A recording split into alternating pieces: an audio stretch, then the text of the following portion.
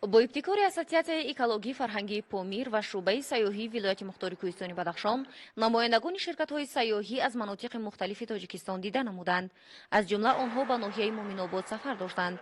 مقصد از این سفر ترتیب دادن خط سیر سیاحی خاروغ مومن‌آباد، دوشنبه حصار، دوشنبه پنجکین میباشد که به رشد سیاحت داخلی نگرانده شده است.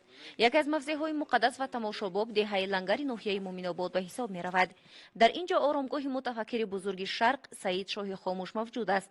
از روی اطلاع مستفیدان دهه لنگر، سید شاهی خاموش زاده شهر اصفهان بوده و بدخشان سفر نموده. از آنجا به ملک کولاب آمده با چند نفر از همفکرانش در دهه‌ای که شغنان شهر نام گرفته است مسکن گزیده است.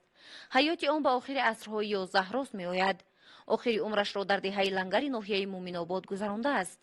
وی هنوز در دوره در حیات بودنش همچون فیلسوف و مرد عارف نام برآورده در بین نه تنها تاجیکان بلکه دیگر مسکونان آسیای میانه شهرتی بی اندازه داشته است. از محبوبیت آن در بین عالمان و مردم عادی پارچه شعری که به قلم سید علی حمدانی تعلق دارد شهادت می‌دهد.